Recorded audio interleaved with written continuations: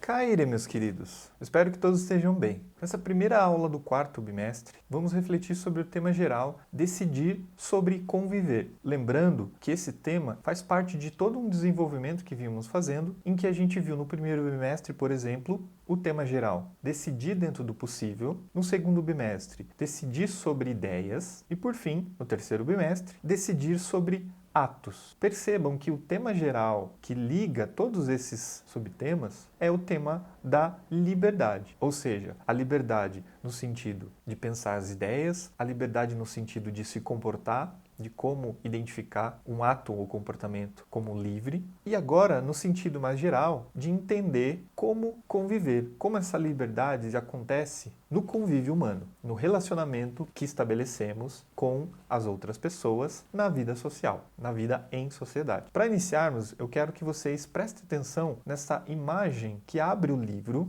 na página 2, e reflitam sobre as seguintes questões.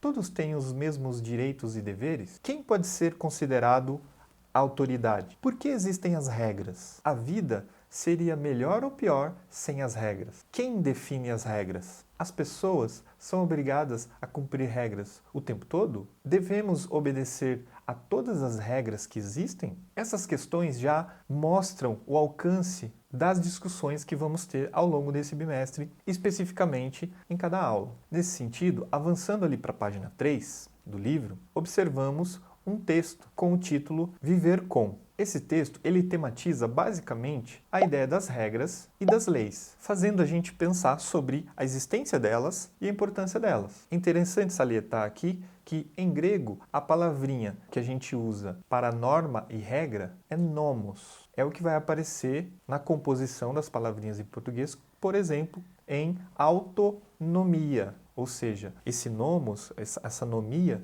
é o resquício dessa palavrinha grega, que é nomos, nomia, e significa basicamente norma ou regra. Ou seja, aquele que tem autonomia é aquele que consegue ou seja, si mesmo, obedecer a uma regra ou a uma lei. Então, por exemplo, uma pessoa que tem autonomia seria uma pessoa que consegue obedecer a uma regra e uma norma a partir de si mesma, ou seja, fazendo uma reflexão sobre essa regra e obedecendo a essa regra. Não a partir de uma obediência a algo que é de fora, que vai ter outro nomezinho que a gente vai discutir isso na nossa aula, que seria heteronomia, por exemplo. A obediência a uma regra de fora, a uma coisa coercitiva de fora. Assim, nessa reflexão inicial dessa aula de hoje, eu gostaria que vocês pensassem, por exemplo, em qualquer jogo, qualquer brincadeira ou jogo. Vamos pegar um dos mais populares, por exemplo, que é o futebol. Imagine assim, que o futebol ele tem determinadas regras. Ou seja, eu não posso, quando dado início o jogo, eu pegar a bola na mão, sendo um jogador da linha, pegar a bola na mão e sair caminhando com essa bola na mão. Por quê?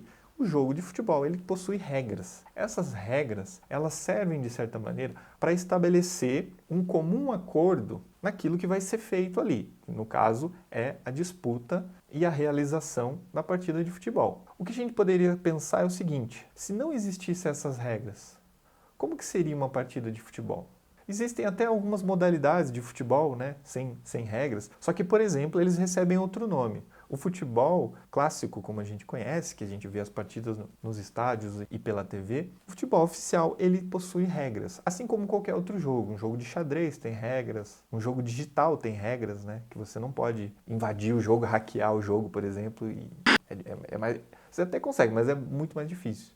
Ou seja, essas regras, elas aparecem em tudo que a gente vivencia no que a gente chama de mundo humano, especialmente na vida social. E é esse tipo de importância das regras que vocês têm que pensar a partir da leitura do texto ali da página 3, em como que essas regras podem ser aplicadas às coisas do cotidiano de vocês. Até, por exemplo, nas próprias disciplinas que vocês têm. A matemática possui regras e você não pode burlar elas. Por mais criativo que isso seja, você tem que seguir determinadas regrinhas ali. Avançando um pouquinho mais, a partir da página 4 e 5, a gente tem uma reflexão ali bem interessante no Olhar de Filósofo, que simplifica a ideia de dois filósofos, o filósofo antigo Protágoras e, por exemplo, o filósofo moderno Thomas Hobbes. No texto que explica as ideias desses dois filósofos, a gente tem o uso de determinado tipo de explicação que a gente vai conhecer na filosofia como mito, lenda ou alegoria, em que os filósofos utilizam de determinados recursos para explicar um conteúdo, uma ideia. Como vocês podem perceber, no primeiro texto ali, referido a Protágoras, ele vai mencionar todo o universo da mitologia grega e seus personagens, como Epimeteu, os irmãos, Epimeteu e Prometeu, e Zeus. De certa maneira, essa explicação mitológica, ela serve para, de alguma maneira simbólica, ou seja, de explicar algo de maneira não direta, de maneira indireta, por símbolos, por imagens. Essa explicação visa e tem o objetivo de explicar no fundo uma coisa verdadeira. Uma dessas histórias apresentada nessa reflexão ali do texto é o surgimento ou a domesticação do fogo do ser humano, que por meio do Prometeu, que vai, segundo a mitologia, roubar o fogo sagrado dos deuses, enganando Zeus e dando esse fogo para os mortais, que são os seres humanos, de certa maneira aqui a gente tem de maneira simbólica, ou seja, de maneira indireta, essa história tentando expressar como que surgiu o fogo. É interessante também pensar essa ideia que aparece no mito aqui de Prometeu sobre o fogo, pensar, para quem assistiu o filme Mowgli, como eles chamam o fogo. Os animais na floresta chamam o fogo de flor vermelha. E na medida em que, para eles, para os animais, o ser humano, por dominar o fogo e usar ele para destruir, porque essa flor vermelha, tudo que ela toca, ela destrói. Para os animais, essa flor vermelha tem esse aspecto destrutivo e quem domina essa flor vermelha, que é o ser humano, tem poder sobre eles, meros animais. Essa é uma explicação, uma história interessante para a gente pensar como que no mito ali do Prometeu, a ideia do fogo vai aparecer de maneira indireta, simbólica, mas no fundo tem essa base de verdade, que é exatamente a ideia de que sem a tecnologia do fogo, sem a invenção do fogo, sem a domesticação do fogo, o ser humano não teria desenvolvido tecnologia e ainda estaria vivendo como os outros animais. Por outro lado, na página 5 ali a gente tem uma explicação das ideias do Thomas Hobbes, que ele não usa propriamente um mito, mas ele usa uma alegoria. Ou seja, no fundo, o Thomas Hobbes ele está tentando explicar não a origem do fogo, não a origem da civilização, como Protágoras estava fazendo ali ao usar a mitologia. O Thomas Hobbes ele está pensando o surgimento das regras e das leis e a vida em sociedade, ou seja, a sociabilidade. Como que aconteceu o primeiro encontro ou como que acontece esse momento em que a gente chama de sociedade? A gente sempre esteve no mundo, o ser humano sempre esteve no mundo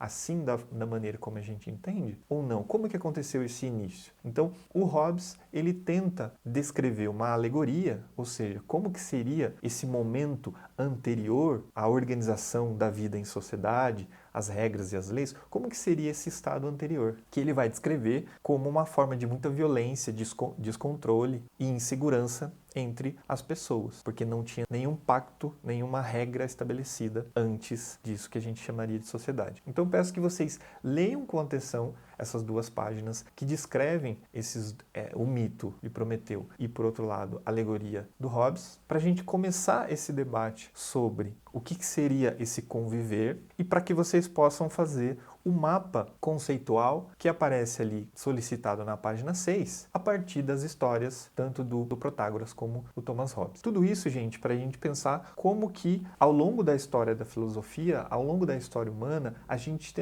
os seres humanos tentaram dar explicações de formas diferentes para o surgimento daquilo que a gente chama de sociedade, ou seja, de como a gente estabeleceu isso que a gente chama de sociedade. A gente vai desenvolver um pouco mais essas reflexões na nossa aula online e na próxima aula a gente vai aprofundar um pouco mais essa reflexão sobre a importância das regras. Eu espero que vocês tenham gostado e até a próxima aula. Tchau, tchau!